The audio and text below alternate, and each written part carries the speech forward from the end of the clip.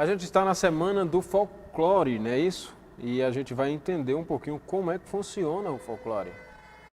O Dia do Folclore é celebrado em 22 de agosto, pois foi nesse dia que o termo folclore foi inventado. O termo folclore, a palavra em si, se traduzirmos ela, etimologicamente, ela vem do inglês folk mais lore, que vai se traduzir literalmente para algo como ciência das tradições ou conhecimento popular.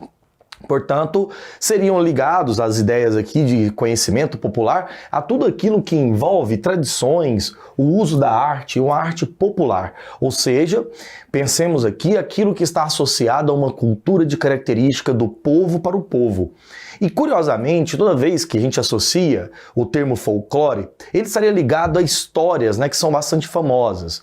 Por exemplo, as mais tradicionais aqui, que você deve ter ouvido já isso centenas de vezes, seriam os grandes personagens, por exemplo, da ideia do boto, ligada à tradição norte do Brasil, Iara, Curupira, Saci Pererê, entre outras histórias. Essas mais simples, ou pelo menos mais famosas, estão ligadas àquilo que o Brasil, por exemplo, tem como uma espécie de identidade nacional. Então, folclore, veja mais uma vez, está ligado à cultura popular e ao mesmo tempo à noção de identidade. Ou seja, o que forma, por exemplo, tradição, uso e desuso de uma certa arte ligada ao povo, tá? Portanto, para a gente concluir essa primeira parte, a tradução do termo está ligado a tradições. O folclore brasileiro é muito rico e há uma grande variedade de manifestações culturais em todo o Brasil.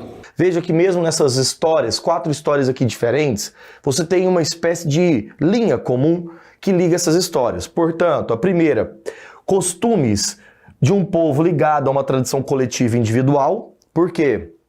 Porque o folclore ele não nasce necessariamente de um indivíduo e permanece como característica estática. É sempre muito dinâmico. Exemplo, como é passado de geração em geração, os costumes de um povo estão se modificando no aspecto coletivo e individual. Portanto, uma história pode ser narrada certa vez contando Saci Pererê de certa forma, passa-se os anos, passa-se gerações, passa-se décadas, essa história ela pode até ser alterada. Portanto, toda vez que pensarmos relacionados a uma tradição que é passada de geração em geração, lembra da ideia de dinamismo histórico, dinamismo cultural. O tempo, às vezes, até modifica essas histórias. Um exemplo assim, bem comum para que você até pesquise isso posteriormente, é quando nós vamos pensar as mitologias.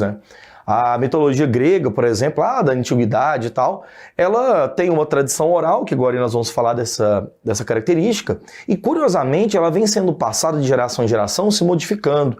Então, geralmente o folclore não é ligado a uma tradição num passado que é completamente estático, tá?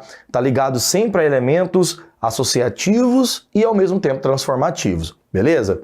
O folclore surge a partir das histórias populares, histórias contadas, que viram tradição e se transformam em cultura popular. Folclore tem uma origem anônima. Geralmente uma história, uma narrativa folclórica, ela não possui um autor próprio, necessariamente uma pessoa física que cria uma história e ele reconhece ela como autor. Portanto, quando pensemos assim, o folclore está ligado a um povo, alguma massa popular que cria uma determinada tradição, ok? Segundo lugar, é uma transmissão geralmente oral. E isso faz com que a narrativa venha se modificando ao longo de um tempo e, curiosamente, não seja dado a uma só pessoa. Tem um surgimento espontâneo. Geralmente, quando se pensa o folclore, não está associando a uma história que é previamente, racionalmente pensada, certo, para ser criada por um povo. Numa ideia de meio algo forjado, assim. Na verdade, aquilo vai surgindo, aquelas histórias vão sendo contadas, recontadas, aquilo se fixa numa tradição e se mantém como cultura popular. Além desse aspecto, eu trouxe para nós aqui também 4 características, tipos gerais de folclores e como que eles se manifestam. Exemplo, folclore é sempre uma narrativa tradicional. Narrativa, ele narra, ele conta. Ele conta alguma coisa como, por exemplo, histórias, mitos, tradições de surgimento de um povo. Segundo, costumes tradicionais, festas, eventos, coisas que estão ligadas a determinados hábitos, certo? Que se transpõem de época em época. Crenças, ligadas a um imaginário geralmente religioso, geralmente a algo místico, como até mesmo exemplos de folclores de bruxarias. Quer dizer, costumes, crenças e narrativas associadas sempre a um elemento tradicional. Mas há também inúmeros folclores que são ligados à linguagem popular. Por exemplo, dialetos, né? Formas de comunicar, formas até mesmo de tradições de culturas ágrafas, como culturas indígenas. Culturas ágrafas, lembrando, são aquelas culturas que não possuem escrita, que estão vinculadas a uma narrativa geralmente oral, né? Uma língua falada, certo? 4 tipos muito comuns de se encontrar. E isso compõe o que eu particularmente gosto de chamar de patrimônio cultural, mas ele pode ser material ou imaterial. Marcenaria Pinhatti, localizada em Sumé, mas atende toda a região do Cariri.